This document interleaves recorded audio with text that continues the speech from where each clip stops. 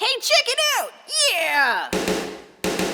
The Little Monsters review was about to begin, but before it does, I'm gonna fill you in. I grew up watching this movie, and after this part, I'm gonna rewind to the very start. Dial M for Monsters! This parody is really starting to take shape. The sweepstakes ad play before every tape. Called the Monster Hotline for adventure and fun. We had 20,000 chances to be saying I won! Dial 1-900-89! Maurice!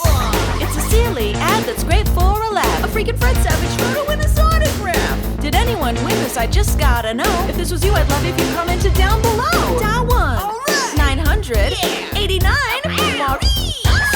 Little Monsters Pinball, holy shit, that's so cool. Glow-in-the-dark t-shirt, you're the talk of the school. Hello Super Teen or Teen Machine or that old loudmouth magazine.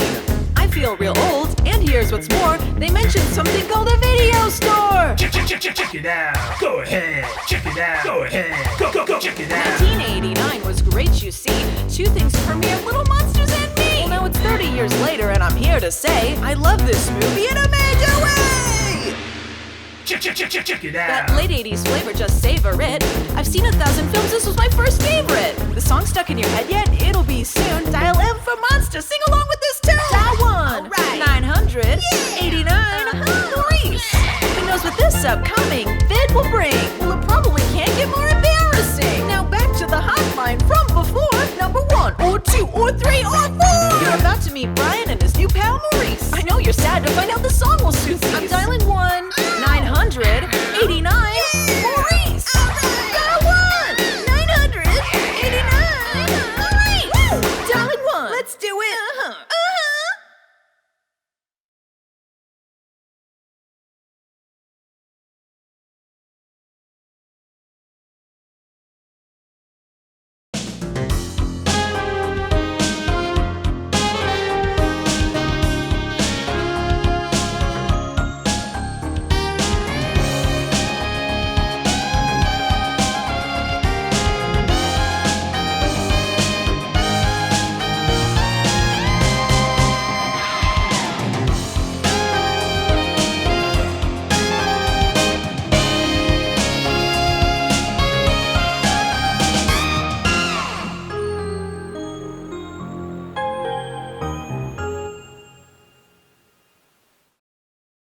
Ten years ago, I sat down to do my very first movie review. Hi there, Internet. This is Obscura Slupa, and this is me reviewing things. I was on a messy bed, and it looked like garbage, and the sound was really bad, and I probably sounded pretty sleepy.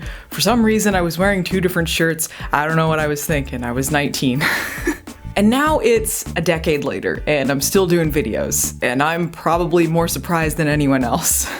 So I wanted to do something really, really special for this, and I think the best way to find out how we got here is to go all the way back to the beginning.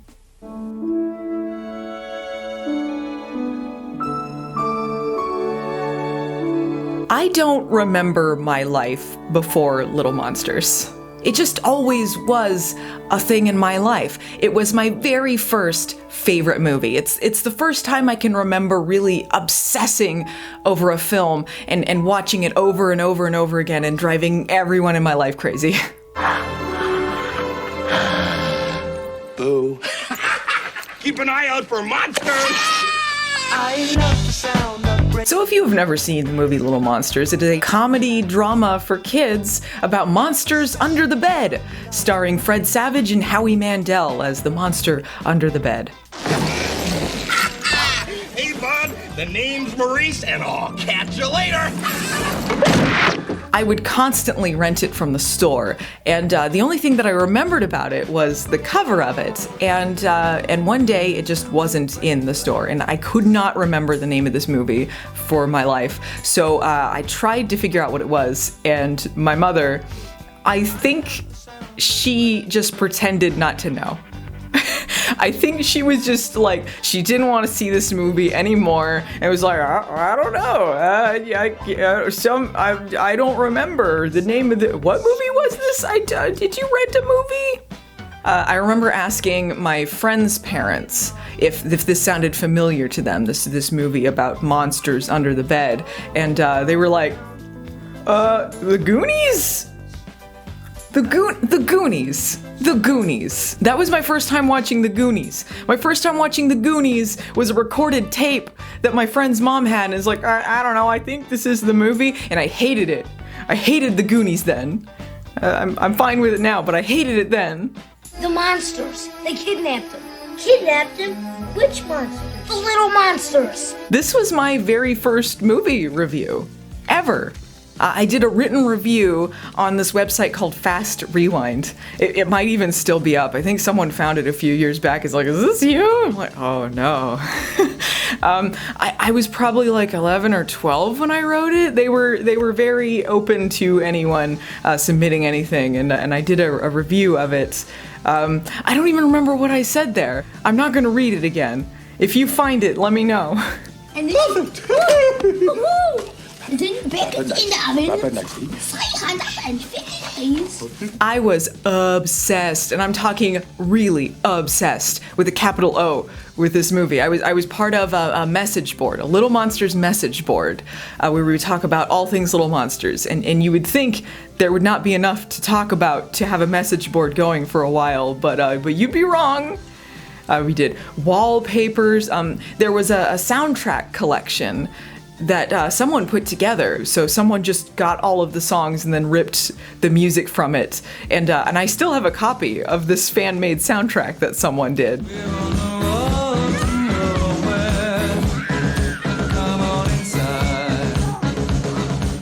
I was there when the very first Little Monsters DVD came out. I remember rushing to, I don't know if it was Walmart or Best Buy something, and finding it and like grabbing the DVD like, all right, yes, Little Monsters. No special features. Got 'em, have 'em, got 'em, need 'em, got 'em, have 'em, got 'em, need 'em. Let me show you around. Let me show you straight. I was so freaking excited to revisit this too, because it's on Netflix now in HD widescreen. That's the only place that you can get it HD. There's no Blu-ray of it, but you can watch it in HD there. It's the best this movie has ever looked. I was so excited to watch Little Monsters in full widescreen HD glory. But the best part about the VHS tapes is that there was this sweepstakes ad that would play before them. And I just had to recreate it for this video because it was madness. It was pure distilled late 80s, early 90s.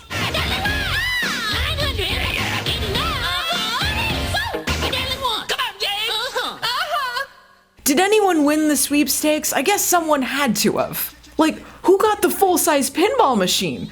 Whose unlucky parents had a giant pinball machine in their house because of Little Monsters? If this was you, please let me know what all happened. I'm dying to know.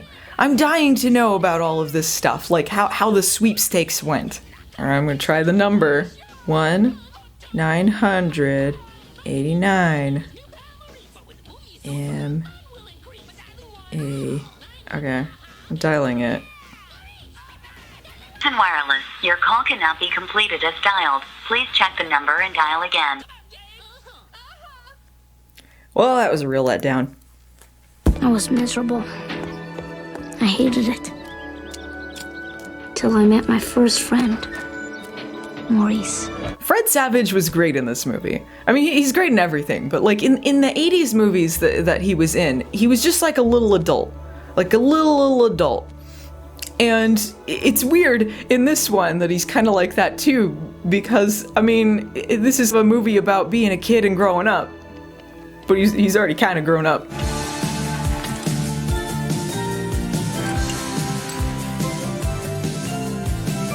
You had the kooky, like, Home Alone trap setup thing. Pre-Home Alone, though. This is pre-Home Alone, where he's setting up the monster trap, and he's just got, like, a string of Doritos around the bed.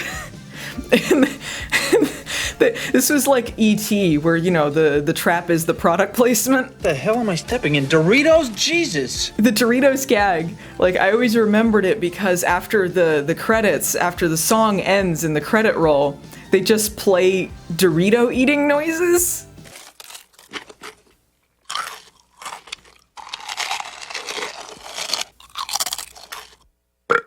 He saws the legs off his bed, and his parents seem very accepting of this. Beats being an axe murderer in 10 years. And that's weird considering, like, the adults in this movie have no chill.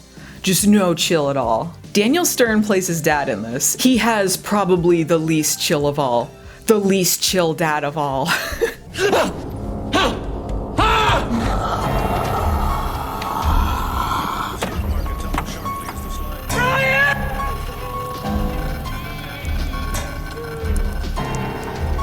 Dead, mister. You're dead, mister. He's got, like, the crazy eyes down pat.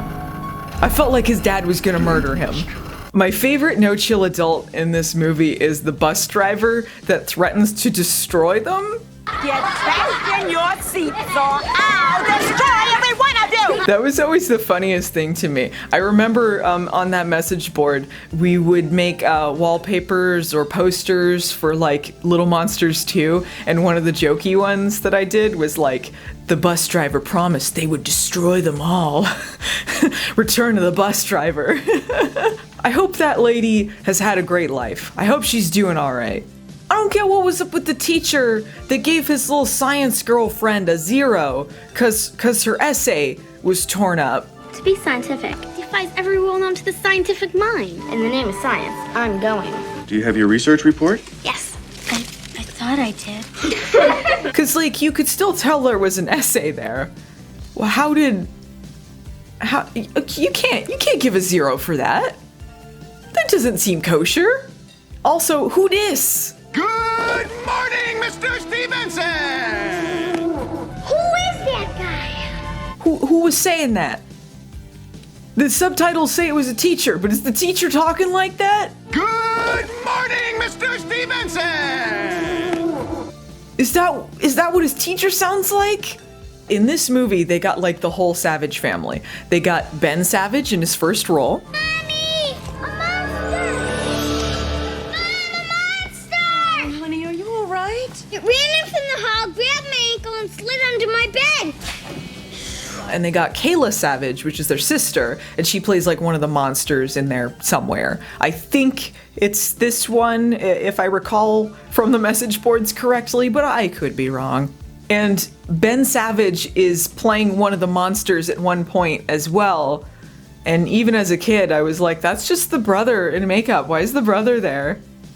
And they just did him like Howie Mandel. Like, I don't know. I guess they were just having fun on set that day. Double or nothing.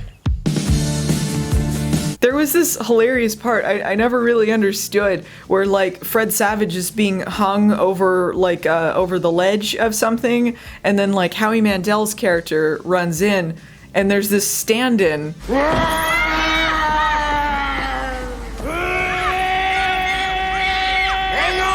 But like, why did they give the stand-in like long sleeves? Like he doesn't look anything like him. He's covered in pounds and pounds of makeup, but you can so tell that it's not him. We also have Buzz from Home Alone in this movie with Daniel Stern. They piss in his fucking apple juice. Ronnie's gonna be pissed. No kidding.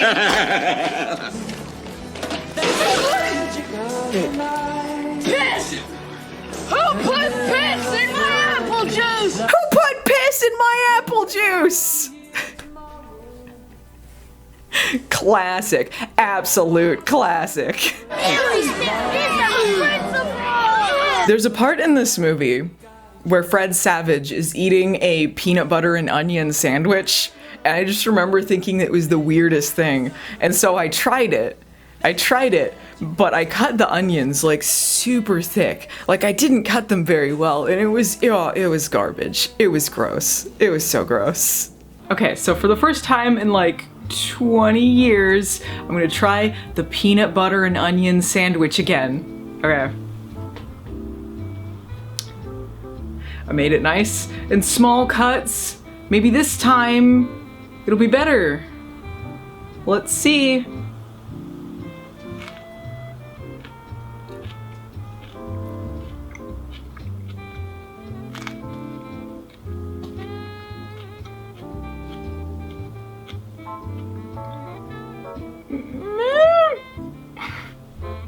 Well, the thinner onions helps. Still not the best combo. Not one I'd recommend. Yeah, wash some of this down here. Who put piss in my apple juice? But we should talk about the main feature of this movie, which is Howie Mandel as Maurice the monster. What a look. What a classic, iconic look. The people that did the makeup in this movie, extraordinary. Really great job. There's some kind of wonky ones going on, but in a fun way, but mostly really, really great stuff. By the way, if you look up Little Monsters Maurice, you're gonna find a shit ton of cosplayers as Maurice. This is a sought after look. You can't jam a basketball. You can't have a hand grenade go off in your lap and survive. Those things you can't do. But you can take a walk on the wild side. And I love the effects. So there's a really cheap one where he just throws glitter out of his hand. It's magic. I don't know if it was supposed to actually be glitter. That confused me as a kid too. I'm like, did he just have glitter in his pocket, or was that really supposed to be like magic? He's so fun in this movie and crazy and over the top, and I really just enjoyed this performance, and I love that it's wild and crazy and kooky, but still kind of grounded in something. There's some really genuinely sincere parts in this, which you wouldn't expect from a movie about monsters under the bed that go and prank kids and cause mayhem. Do you want to go to military school? It is crazy to me that Howie Mandel did this role, because if you know anything about Howie Mandel, he is extremely OCD. Like, he's extremely germophobic, and they put him under pounds and pounds of makeup doing super gross things in this movie. Granted, I mean, I'm sure that, you know, it wasn't really earwax in his ear and all this other stuff. It's makeup. But, I mean, he's still, like, touching a toilet seat. He's still putting his fingers all over stuff. I mean, like, there's a lot of stuff in here that I think a germaphobe would be just terrified of. We did a movie together, you and I, and it was called Little Monsters. Little Monsters? You remember? I just spent all my energy trying not to laugh at you, 'cause you were so funny. I was so funny. I thought I was gonna die. There's a lot of, like, body horror going on in this movie. The monsters are affected by light. Any kind of light. It could be sunlight, it could be a flashlight, any kind of light. And it makes them melt. And I guess if they're in the light long enough, it'll kill them. It's not really established how long. They could be fully melted and still come back. And in fact, there's parts where he's just clothes on the floor in the light. So I don't know. It's just depending on the scene. But at one point, it just makes horns grow on his head for no particular reason. I don't know. He just grows horns. There's this great joke where like this little puppet comes out of his head. You know what happens when I get upset. That's it. I'm upset. What the hell is that? I don't know. That's what happens when I get upset. His hand becomes a dog. His hand becomes a dog. It was a real curse to the bite moment. Pretty disturbing. When I was a kid, I was just terrified of so many things. I remember watching the When Animals Attack special and being so scared that in Phoenix, Arizona, a grizzly bear was gonna just break through my window and kill me. And I saw Little Monsters, and I wanna say this is my first exposure kind of horror stuff, monster stuff. And it just had this gross, dark tone to it that I really, really dug. And they had so much like adult stuff in this that like I feel like 80s movies just like were so much more okay with this stuff than they are now. The kids would just be throwing out like cuss words all the time. There's so many shits thrown in here. They have at least 2 masturbation jokes. He wanted to play with them. Why doesn't he just play with himself? Man's best friend. His right hand. We get the shit. We smash the shit. Yeah. And then we put the shit back. Holy shit. Oh shit. And ever since he developed that hump, he's been such a bitch.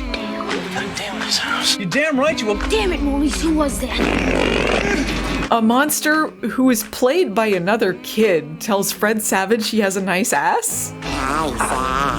This was the first time I heard the term over-the-shoulder boulder holder. Don't you have anybody else in your life besides your mother who wears an over-the-shoulder boulder holder? But yeah, just this super dark, kind of adult tone for this movie. So it was this thing about like kids just going crazy and doing whatever they want, but also like, I don't know, there was a lot of things that I felt were kind of mature for this. It's kind of a sad movie. It's kind of a sad movie. It's a funny, sad movie. So there's just this blend of like comedy and tragic elements, and it gets more sad the more you think about it. Because part of the rules of this movie is that monsters are kids that stayed under the bed too long. Like if you're trapped under there when the sun comes up, then you become a monster. So all these monsters are all kids. And Maurice was once a kid. He says that he's 11 years old. I've been in this business now, well over 200 years. How old are you? 11. Whoa, and I ain't getting any prettier. Apparently, unless they're killed, they can just live forever, or at least have a long life. At one point, he was an 11-year-old child who left his family and became a monster. They never really go any deeper into that, but like, what happened? So part of this is the family, the parents are getting a divorce. And they have these like mature conversations about, you know, the dad's gonna live somewhere else for a little while. And Ben Savage is like, I'll be better. You can stay here if I'm better. Because the kids are blaming themselves for the divorce. And Maurice comes to comfort Brian and says, well, at least you have a family. I hate them. No, you don't. No, you don't. At least you have a family. Like, how sad is that? He's a blue monster covered in purple warts and horns and a mohawk. And they're just having to talk about divorce. And it's just so sincere. They commit to this. Like, there was never a point as a kid where I thought this is lame or this is stupid. And it felt like a real family. It felt like they were actually going through this divorce and these kids were having this tough time. You could see why Brian wants to escape into this monster world from the things that he has to deal with. And they never blame anyone for this. They never say, you know, so-and-so is at fault for this. It's just sometimes things happen. Families fall apart, relationships break apart. At the very end of the movie, when they're separating, Fred Savage is in tears. Remember, where there's a bed, there's a way. That resonated with me so much as a kid. That feeling of like leaving a friend behind, growing up, or facing the real world like that. Like this movie I just felt it.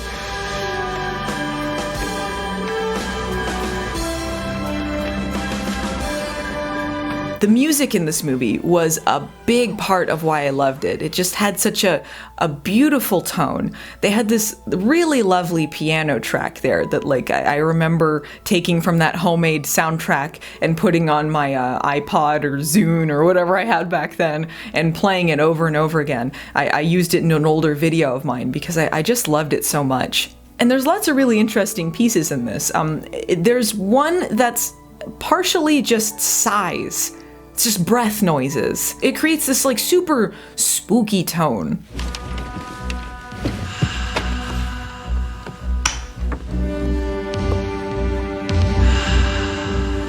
And the whole movie's like that. It's just a very odd tone, and I can't think of a lot of movies that feel like Little Monsters feels.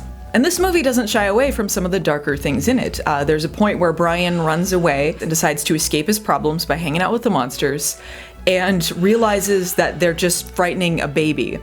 And it just feels so cruel and mean. And this is a movie that makes you root for these monsters and like putting chocolate all over the fridge and pissing in the apple juice and all this stuff prior to this. And then that's the moment where it just hits you.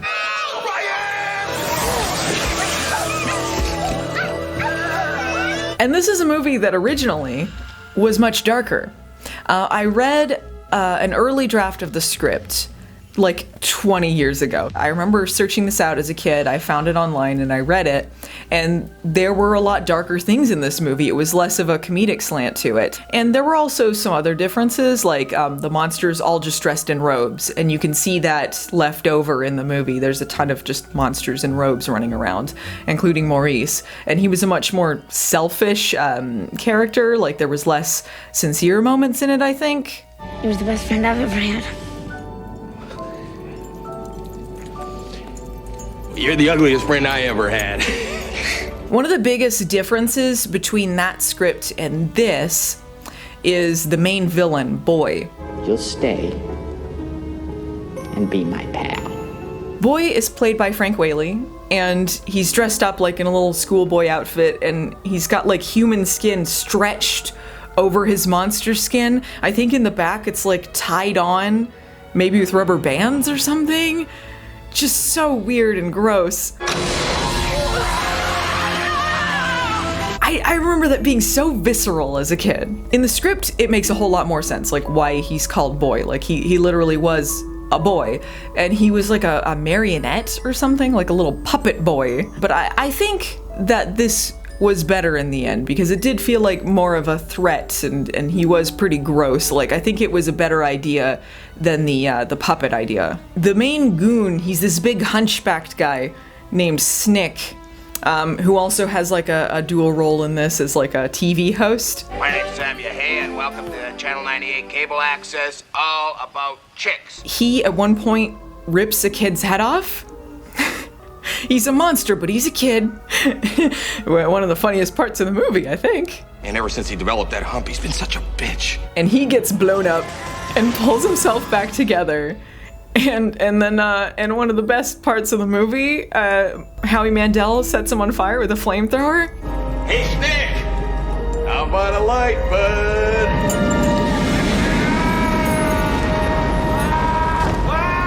I'm glad that when he was set on fire, there was inspirational music playing.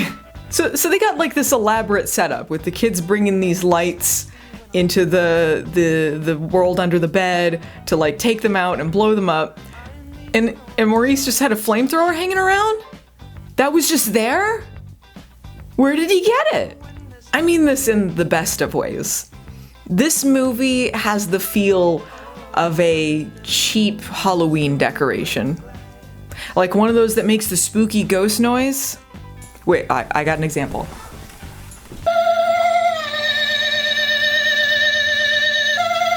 Yes! That's the feeling. That's the feeling this movie gives me.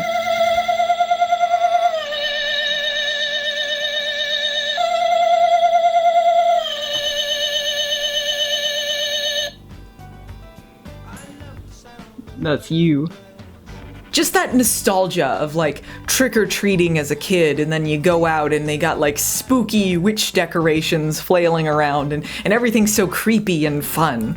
This was a world that I wanted to go to, and it was just a dark factory with stairs in it and pallets, but there's all this like glitter everywhere and these sparkle effects going around, a table full of just junk food, an arcade room. This seems like a happening place to be. And all this stuff in this magical glitter world is that much funnier when you watch it knowing that this was a condemned factory because it was toxic. It wasn't like it was condemned and then refurbished. It was condemned and abandoned. I think it was toxic. I think it was. Because do you remember that the crew would have surgical masks on? Yeah, but not us. Not us. And oh, it's fine, it's fine. And we Yeah, would it's fine. And it was like a hospital room with all the crew behind the camera. You would say, don't you think this is dangerous? No, it's absolutely fine. It's unbelievable. It was toxic. There were children. Most of the monsters, like 90% of the monsters were children, and they put them in a toxic factory. Wow, good going. So Howie Mandel, super OCD germaphobe, is covered in latex, terrified of everything around him in a toxic warehouse with people with masks around him. How did he survive this shoot? Good question. I have the time of my life. This movie was shot in North Carolina, and they had a ton of problems behind the scenes. There was a fire that destroyed some of the sets and costumes, so that set back filming. And the company that made it, Vestron, was going bankrupt at the time. So they ended up selling it to MGM, and that meant that it got a limited release. So it was only in 179 theaters. And out of the $7 million budget, it made back about $800,000. But they really tried to make this movie a thing. They had like the sweepstakes going on and like the big displays, and they also had a comic book series. For decades, this comic was a mystery to me. I just wanted to know what this was, and I recently read it within the last year, and it appears they wanted this to be a series, but it was only 6 issues, and it's a sequel to the movie. And the parents, they do get a divorce. And Brian's going to therapy about it. Like, it's kind of sad too. Little Monster's a little bit depressing. Ooh, got all 6 issues of the comic. Whoa! They're all photo covers to cover up for the kind of wonky art. I don't know what's going on with the faces. Not great. Focus on that camera. Oh my god, I'm so glad I finally own these. My childhood dreams come true. This is just a face. But since then, the movie has gained sort of a cult status, similar to The Wizard that was released the same year. I think people who grew up with it are super nostalgic for it, and I've heard from a lot of people that just really, really remember this movie fondly. And if you haven't seen Little Monsters, you haven't heard of it, I recommend that you check it out because it was super formative for me. I can't say enough good things about it. Just a really, really special film. So thanks, Little Monsters, for what you've done. Thank you to you, the audience, for allowing me to do what I do. I feel so incredibly lucky. To be doing this for 10 years is insane, and I have all of you to thank for it. You're wonderful people. I'm always so happy to hear from you guys, and to hear people say that they just like watching my stuff, or they checked something out because I talked about it, and spreading all sorts of cool new movies and TV shows to watch. It's great. What a great community. So have a spooky Halloween season, all you people in YouTube land, and I'll be seeing you around soon. We're on a road to nowhere.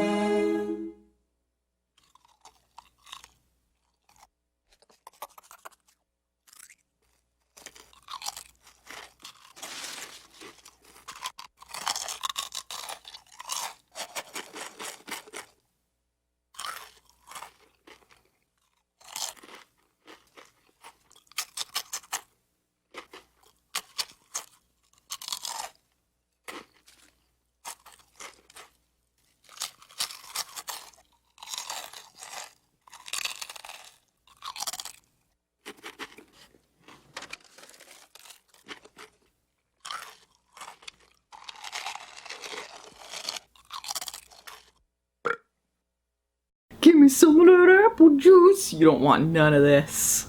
You don't want none of this. Yeah. Look at that.